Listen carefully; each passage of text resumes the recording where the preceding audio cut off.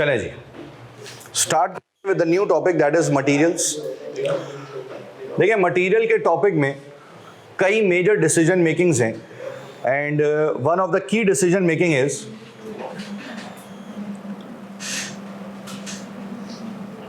Purchasing.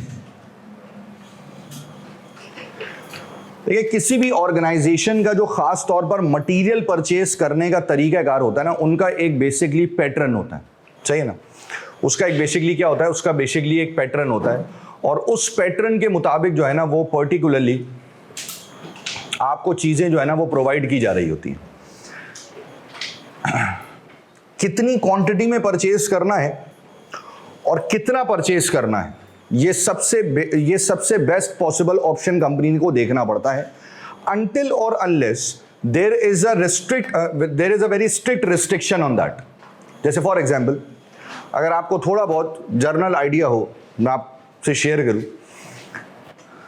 McDonald's, आप बताओ पूरे पाकिस्तान में जो मैकडॉनल्ड्स है ये कौन ऑपरेट करता है? ये ऑपरेट करते हैं लेक्सन ग्रुप, सही ना। लेक्सन ग्रुप वैसे तो बहुत सारी चीज़ों में मशहूर है और वन ऑफ द की tobacco company is Luxon tobacco company, सही ना। वो टोबैको कंपनीज भी है और बहुत सारे प्रोडक्ट्स भी चलाते हैं और पूरे पाकिस्तान में जो मैकडॉनल्ड्स ऑपरेट करता है ना वो लेक्सन ग्रुप करता है। अच्छा, ये फ्रेंचाइज मॉडल नहीं है। McDonald is not operating on franchise model. Franchise model का एक तरीकाकार ये होता है कि फॉर एग्जांपल एक कंपनी ऑपरेट कर रही है, मैं उस कंपनी के पास गया और मैंने कहा कि जी मुझे इसकी एक फ्रेंचाइज चाहिए।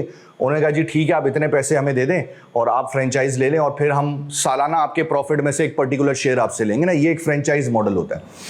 लेकिन मैकडॉनल्ड फ्रेंचाइज मॉडल पे ऑपरेट नहीं करता। पूरे पाकिस्तान में मैकडॉनल्ड ऑपरेट करता है लेक्सन कंपनी, सही ना। वो उसी के पास है सारा काम। अच्छा, इनका जितना भी रॉ मटेरियल है वो सारा इंपोर्ट होता है। ये लोकली कुछ इस्तेमाल नहीं करते, सही ना। मैकडॉनल्ड वाले लोकली कोई चीज़ इस्तेमाल नहीं कर रहे होते, ये सारा इंपोर्टेड माल इस्तेमाल करते हैं। और पाकिस्तान की बारी हर 6 महीने में एक दफ़ा आती है। यानी कि आप इस चीज़ को समझें कि मैकडॉनल्ड में आप जितनी चीज़ें खा रहे हैं ना वो 6 महीने पुरानी होती हैं। 6 महीने में एक दफ़ा रॉ मटेरियल आता है, वन टाइम ओनली, और फिर वो रॉ मटेरियल 6 महीने चलता है। और ये पूरी दुनिया में है, क्योंकि पूरी दुनिया में जो रॉ मटेरियल जाता है वो एक ही कंट्री से जाता है और हर कंट्री की बारी अप्रॉक्सीमेटली 6 महीने के बाद आती है। हो सकता है ये ज़्यादा भी हो सकता है ये कम भी हो। मैंने ऑन एवरेज कैलकुलेट करके आपको बताया कि हर कंट्री की जो बारी आती है ना वो 6 महीने में एक दफ़ा आती है। यानी कि पाकिस्तान में मैकडॉनल्ड का शिपमेंट साल में 2 दफ़ा आता है। तो पूरा साल आप जो खा रहे हैं ना, या जो भी कौम खा रही है, वो तकरीबन अप्रॉक्सीमेटली कितना अरसा पुराना है मेरे भाई? वो तकरीबन 6 महीना पुराना है। ये वो 6 महीने हैं जो मैं यहां पर पहुंचने के बाद काउंट कर रहा हूं। जो वहां बना, वहां से निकला, जो यहां पहुंचा, तो ऑटोमेटिकली उसका अगर आप टाइम पीरियड देख लें तो आप कम से कम अप्रॉक्सीमेटली जो चीज़ खा रहे हैं वो कितनी पुरानी है मेरे भाई? वो 7 से 8 महीने पुरानी है। अच्छा, अब मसला क्या है? अब मसला ये है कि इस कंपनी के पास है रिस्ट्रिक्शन। मुझे मैकडॉनल्ड ऑपरेट करना है, मुझे उसके इंटरनेशनल लॉ को मानना पड़ेगा। मैं पाकिस्तानी कोई लोकल प्रोडक्ट इस्तेमाल नहीं कर सकता, मुझे मजबूरन वहां से परचेज करना है। जब भी मेरी बारी आएगी मुझे पूरा शिपमेंट परचेज करना है। उसमें मैं ये टोपी नहीं दे सकता कि भाई मेरे पास आज पैसे नहीं हैं, पाकिस्तान के पास डॉलर ख़त्म हो गए हैं, मैं आज शिप नहीं खरीद सकता। अच्छा, एक काम करो, आधा भेज दो, आधा बाद में भेज देना। इस किस्म की कोई टोपी नहीं करा सकता। इसका मतलब है कि यहाँ पर सारी चीज़ें इररेलेवेंट हो जाती हैं। आपके पास पैसे हैं या नहीं है, इररेलेवेंट अप्रोच। आपके पास जगह है या नहीं है, इररेलेवेंट। ये सारी चीज़ें आपने पहले से अरेंज करके रखनी है अगर आपको ये कंपनी ऑपरेट करनी है तो। जबकि ऑन द अदर हैंड दूसरी कंपनीज आती हैं जिनके पास लोकल सप्लायर है। फॉर एग्जांपल, मैं एक काम कर रहा हूं, मेरा एक लोकल सप्लायर बैठा है लाहौर के अंदर। मैं कराची में हूं, मेरा एक लोकल सप्लायर कहां बैठा है? लाहौर के अंदर। मुझे लाहौर से रॉ मटेरियल परचेज करना है और उसे कन्वर्ट करना है इनटू अ फिनिश गुड। तो जब मैं वहां से रॉ मटेरियल परचेज कर रहा हूंगा तो मुझे मल्टीपल चीजें सोचनी है। लाइक फॉर एग्जांपल, मुझे सबसे पहले किसके बारे में सोचना है मेरे भाई? फाइनेंस के बारे में। कंपनी की कोशिश ये होगी कि कभी भी वो पूरे साल का रॉ मटेरियल एक साथ परचेज करके नहीं रखेगा। मतलब ऐसी सिचुएशन नहीं होगी कि उसने पूरे साल का रॉ मटेरियल परचेज किया और पूरे साल का रॉ मटेरियल परचेज करके साइड में रख दिया कि भाई ठीक है अब मैंने पूरे साल का रॉ मटेरियल परचेज कर लिया, अब कोई मसला नहीं है। सर फाइनेंसिंग इशू है। अगर आप पूरे साल का रॉ मटेरियल परचेज कर लेंगे तो सप्लायर आपको कितने दिन का उधार दे देगा? 15 दिन, 1 महीना, 2 महीने, 3 महीने, 4 महीने। ये 4 महीने भी मैं आपको बहुत रेयर सिचुएशन में बता रहा हूं, वरना 2 महीने से ऊपर का उधार नहीं मिलता आपको। अगर उसने आपको 4 महीने का भी उधार दे दिया और आपको मटेरियल परचेस करने के 4 महीने के बाद पेमेंट करनी होगी, तो मेरे भाई कैश फ्लो इश्यूज नहीं होंगे। बाकी खर्चे कहां से पूरे करोगे? सैलरीज भी देनी है, रेंट भी देना है, 6, 7, 8, 10 छोटे मोटे और अखराजात हैं, वो सारे खर्चे कहां से पूरे हो रहे होंगे? तो इसका मतलब है कि ये प्रैक्टिकली पॉसिबल नहीं है कि आप एक पूरे साल का जो है ना वो रॉ मटेरियल एक साथ परचेज करके रख लें, आपके लिए पॉसिबल नहीं हो सकता। जबकि ऑन द अदर हैंड जो दूसरी सबसे मेन चीज मैं देख रहा हूं, that is the concept of storage. Sir खरीद के रखेंगे कहां? सही ना, खरीद के रखेंगे कहां? आपने पूरे साल का मटेरियल परचेज कर लिया, चले वेल एंड गुड, आपके पास पैसे बहुत है, आपने कहा सर नोटे बहुत, बोरी भर भर के दे दिया आपने पैसे, सब कुछ सही हो गया। इतना मटेरियल परचेज करके आप कहां रखेंगे? खास तौर पर एक ऐसी मार्केट के अंदर जहां पर प्राइसेस बहुत ज्यादा अनस्टेबल हो, जहां पर सिचुएशन या इन्फ्लेशन का रेट बहुत ज्यादा हो, तो वहां पर चीजें परचेज करके पहले से स्टॉक अप करना कंपैरेटिवली आपके लिए क्या होता है? नुकसानदेह होता है। तो कंपनी नॉर्मली क्या करती है? नॉर्मल सिचुएशन में कंपनीज मल्टीपल ऑर्डर में चीजें परचेज करती हैं।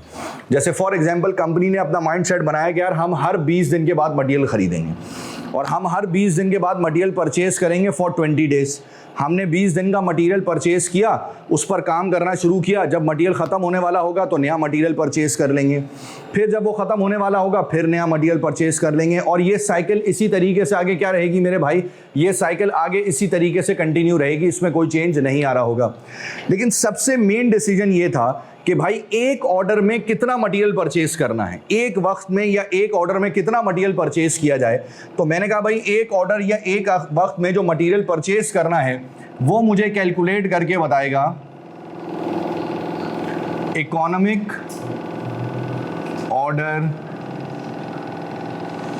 क्वांटिटी।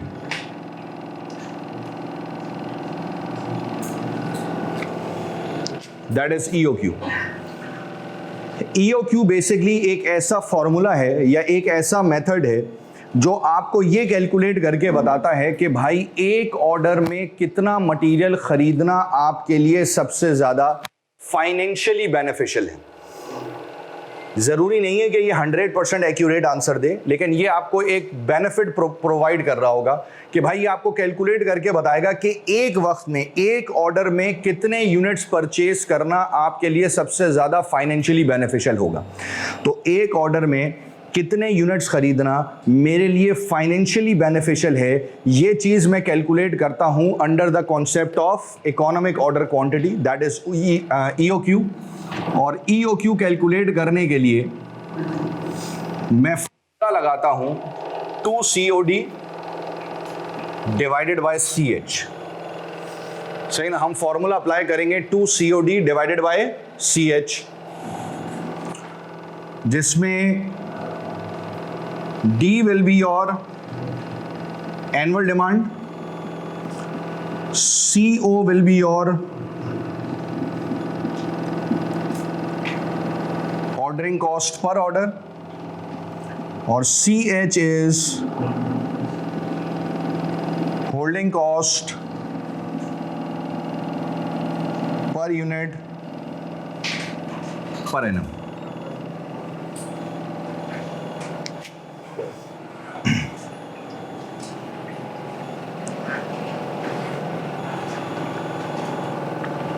कॉपी करने जरा साथ साथ।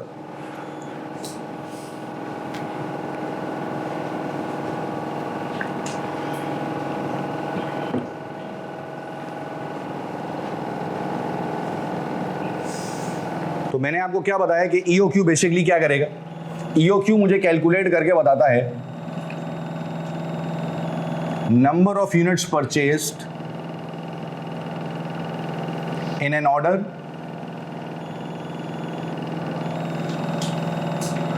to get the maximum benefit। ठीक हो गया भाई। और मैंने सिंपल क्या बताया कि आपका फॉर्मूला क्या लगेगा, वो नंबर ऑफ यूनिट्स कैलकुलेट करने के लिए सिंपल फॉर्मूला लगेगा EOQ का, that is 2 COD divided by CH। D is your annual demand, CO is your ordering cost per order, CH is holding cost per unit per annum। Data उठाएंगे, फॉर्मूले में apply करेंगे, answer calculate होगा, और कुछ करने की ज़रूरत नहीं है। इसका मतलब है कि तमाम तर चीज़ें आपको सवाल में गिवन होंगी, आपने सिर्फ डेटा उठाकर फॉर्मूले में अप्लाई करके आंसर कैलकुलेट करना है, और कुछ एक्सेस करने की ज़रूरत नहीं होगी। सही ना, सिर्फ उसे फॉर्मूले में अप्लाई करके आंसर कैलकुलेट करना है, और कुछ एक्सेस करने की ज़रूरत नहीं होगी, बाकी अल्लाह खैर करेगा। क्या यहाँ तक बात क्लियर है? तो ज़रा एक क्वेश्चन लिख लेंगे अपने पास।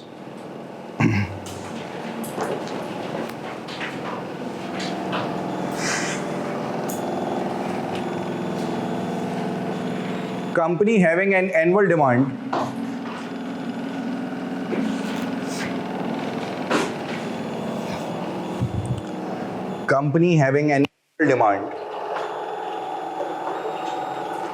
of 80,000 units,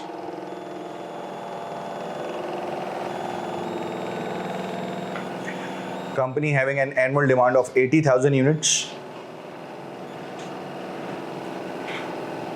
with the ordering cost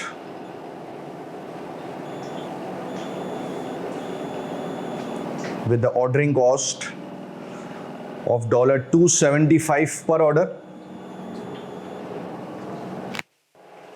$275 per order, and the holding cost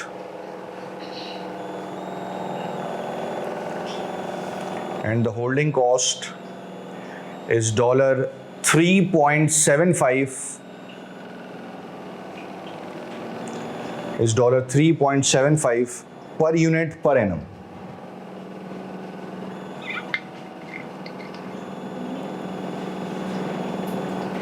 $3.75 per unit per annum। Calculate the EOQ।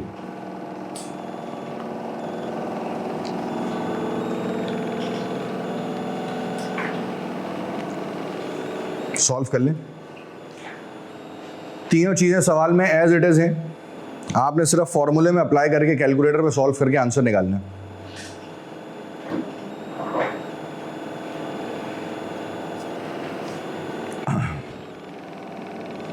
Annual demand मौजूद है, कितनी है? 80,000, ऐसे ही है ना। D is 80,000, ordering cost CO कितना था? 275, और CH इज 3.75। सही भाई। तो D आपके पास आ जाएगा 80,000, CO आपके पास आ जाएगा 275, और CH आपके पास आ जाएगा 3.75। फॉर्मूले में लगा दें। मैंने कहा जी EOQ is 2CO D divided by CH।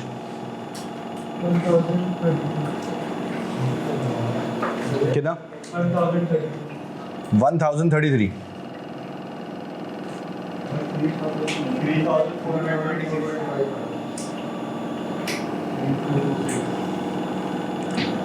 $3,426 unit.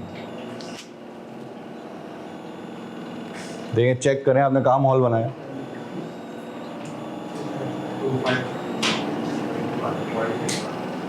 Round of हो जाएगा ना, मतलब वो आपके पास हो सकता है आंसर आ रहा हो 3425 पॉइंट समथिंग, तो वो फिर नियरेस्ट होल नंबर पे राउंड ऑफ होकर आंसर आएगा।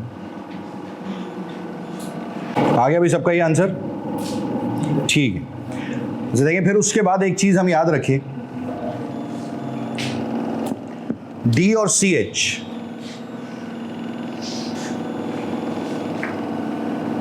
देखिए, डिमांड और होल्डिंग कॉस्ट, इन दोनों का एनुअल बेसिस पर होना जरूरी है, मतलब इन दोनों की बेसिस सेम होना जरूरी है। डिमांड और होल्डिंग कॉस्ट की बेसिस सेम होना जरूरी है, इस चीज को हम ध्यान में रखेंगे। जो बेसिस डिमांड की होंगी वही बेसिस आपकी होल्डिंग कॉस्ट की होंगी, सही है। जो बेसिस डिमांड की होंगी वही बेसिस आपकी क्या होंगी, होल्डिंग कॉस्ट की होंगी।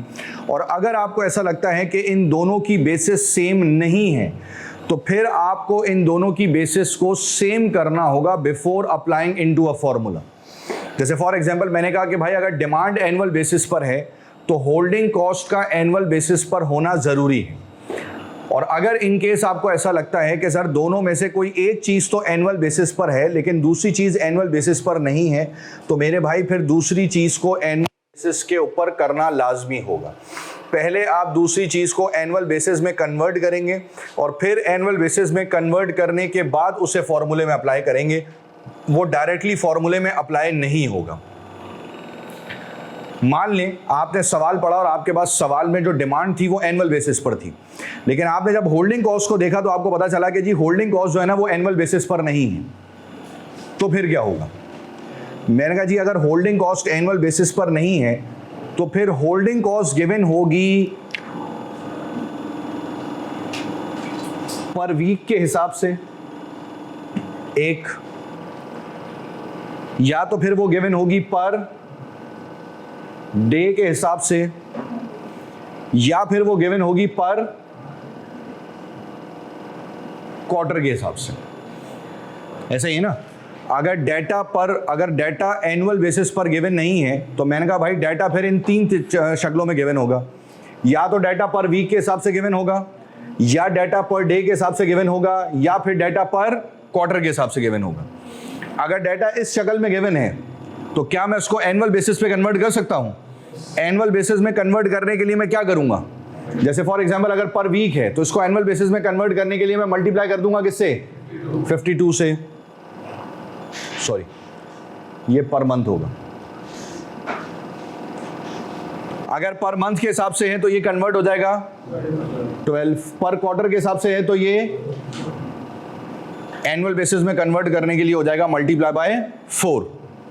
लेकिन फिर हमने यहां बनाया स्टार और नीचे हमने लिखा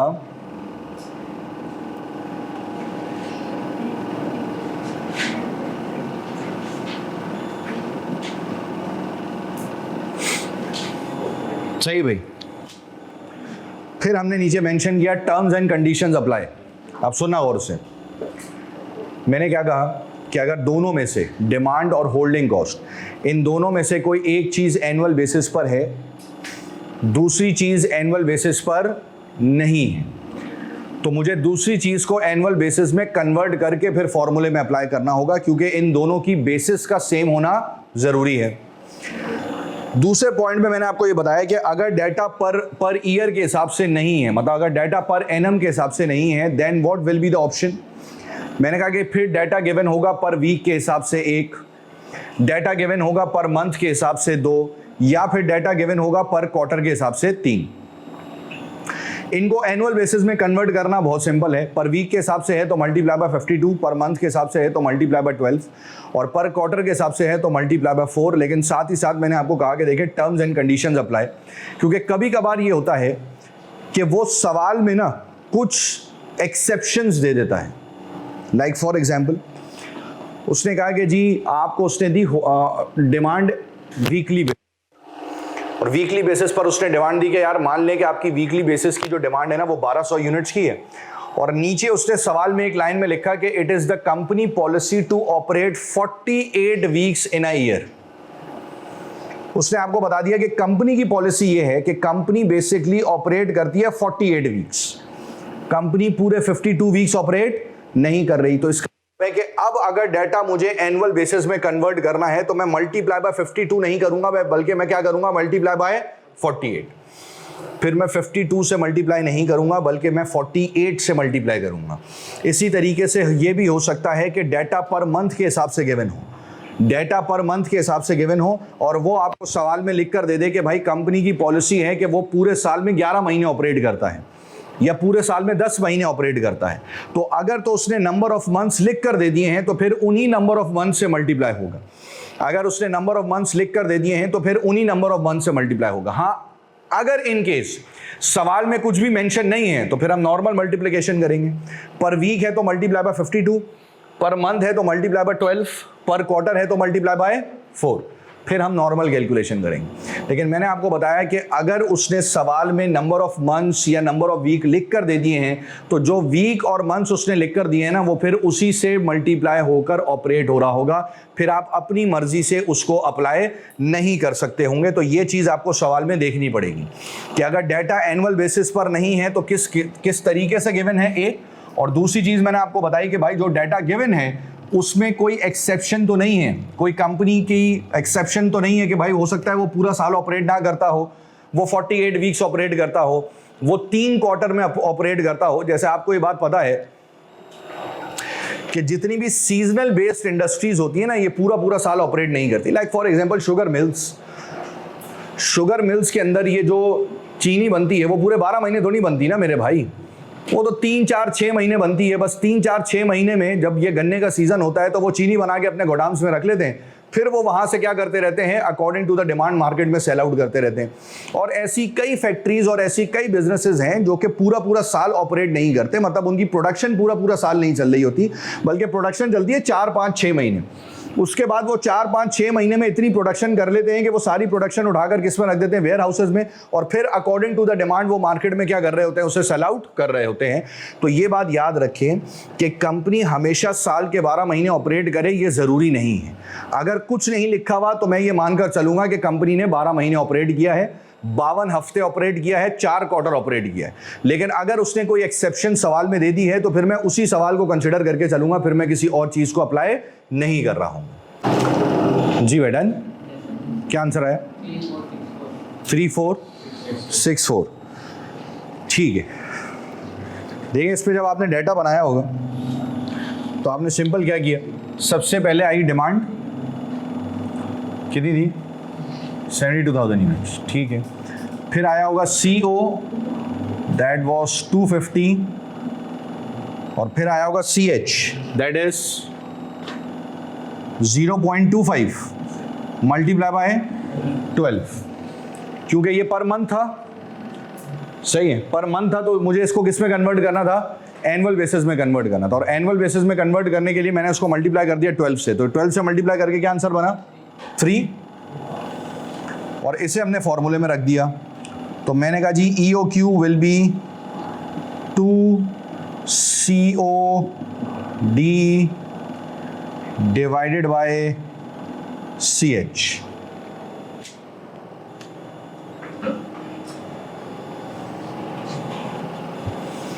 चेक कर लें, आपके पास यही आंसर आ रहा है। अच्छा जी, दूसरी एक बात याद रखें, देखिए मैंने आपको स्टार्टिंग में बताया, एक वर्ड मैंने यूज किया कि दोनों की बेसिस का सेम होना जरूरी है। और से सुनना मेरी बात, दोनों की बेसिस का सेम होना जरूरी है, दोनों का एनुअल बेसिस पर होना जरूरी नहीं है। दोनों की बेसिस सेम, बस मेन मकसद ये, जैसे फॉर एग्जांपल ये एनुअल बेसिस पर था और ये मंथली था, तो मैंने इसको कन्वर्ट कर दिया एनुअल में। अब इन दोनों की बेसिस क्या हो गई, सेम हो गई। मैं एक और काम भी कर सकता था, मैं डिमांड को मंथली बेसिस पे कन्वर्ट कर देता। एनुअल डिमांड कितनी थी, 72,000, मंथली बेसिस में कन्वर्ट करने के लिए मैं इस 72,000 को डिवाइड कर देता 12 से, तो कितना बनता, 6,000। CO आता 250 और CH रहता 0.25। अब ये 0.25 भी पर मंथ है और डिमांड भी पर मंथ है। इसका मतलब है कि अब ये दोनों चीजें दोबारा से क्या है मेरे भाई, सेम बेसिस के ऊपर हैं। अब अगर ये दोनों चीजें सेम बेसिस के ऊपर हैं तो फॉर्मूले में अप्लाई हो जाएगा। तो मैंने कहा जी EOQ is equals to 2COD divided by CH। तो अगर आप ये फॉर्मूला भी अप्लाई करके देखेंगे तो आपको नजर आएगा कि इन दोनों से कैलकुलेट किया जाने वाला आंसर क्या आएगा मेरे भाई, सेम आएगा, बराबर आएगा, उसमें किसी किस्म का कोई डिफरेंस नहीं आ रहा होगा। इसका मतलब है कि असल मकसद दोनों की बेसिस को सेम करना है।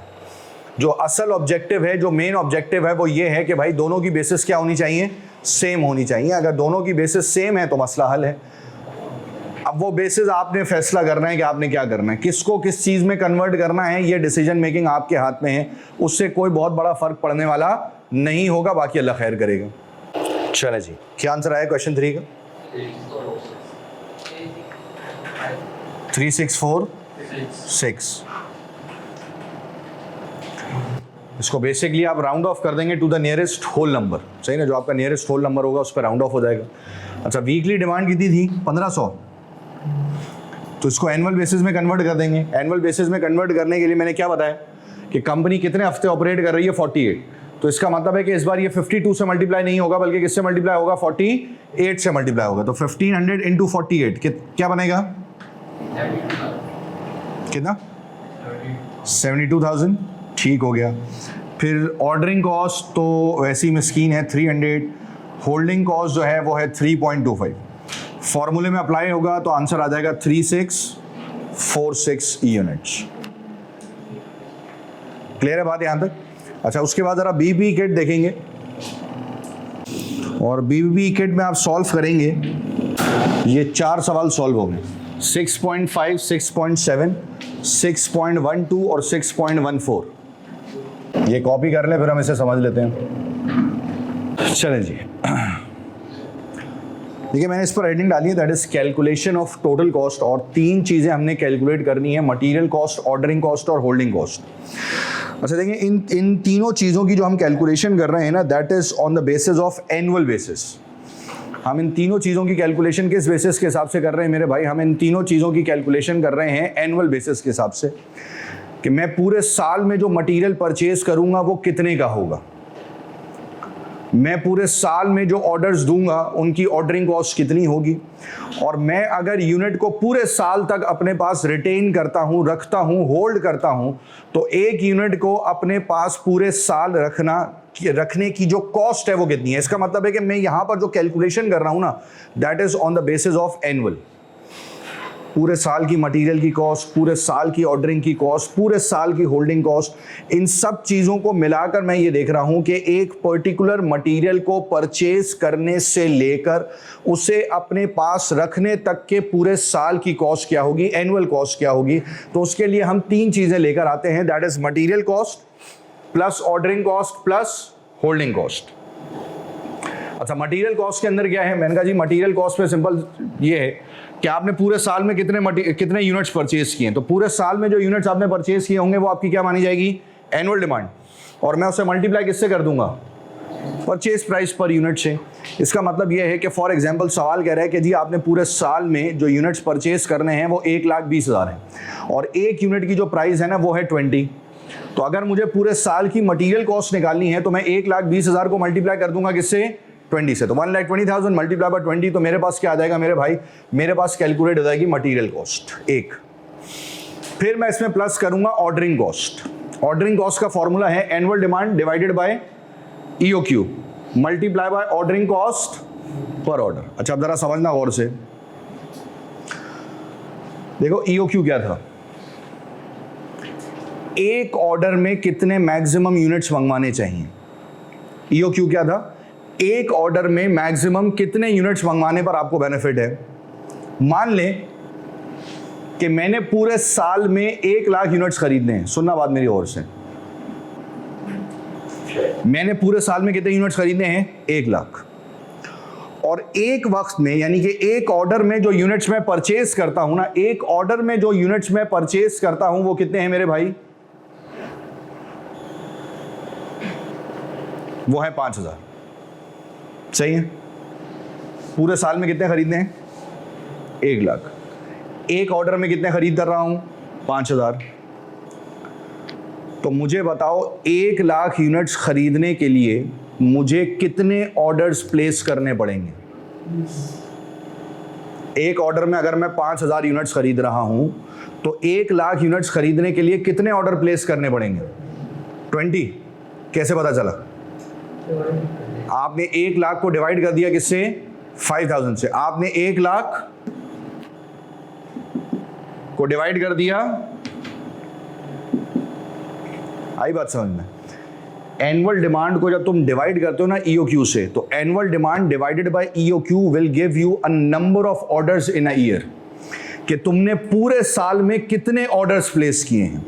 तो जब तुम एनुअल डिमांड को डिवाइड करोगे ना ईओक्यू से, तो annual demand divided by EOQ तुम्हें क्या कैलकुलेट करके देगा? Number of orders. जैसे अभी तुमने 20 बताया ना, तो 20 क्या था? नंबर ऑफ ऑर्डर्स थे। तुमने क्या किया? तुमने 1 लाख को डिवाइड कर दिया किससे? 5000 से, तो ये आ गया 20 ऑर्डर्स। इसका मतलब ये है कि 1 लाख यूनिट्स खरीदने के लिए मुझे कितने ऑर्डर्स प्लेस करने थे? मुझे 20 ऑर्डर प्लेस करने थे। तो मैंने कहा जी सिंपल सी कहानी ये है कि जब मैं एनुअल डिमांड को डिवाइड करूंगा ईओक्यू से, तो annual demand divided by EOQ will give you the number of orders. Annual demand divided by EOQ will give you the number of orders. तो वो आपको नंबर ऑफ ऑर्डर्स कैलकुलेट करके दे रहा होगा।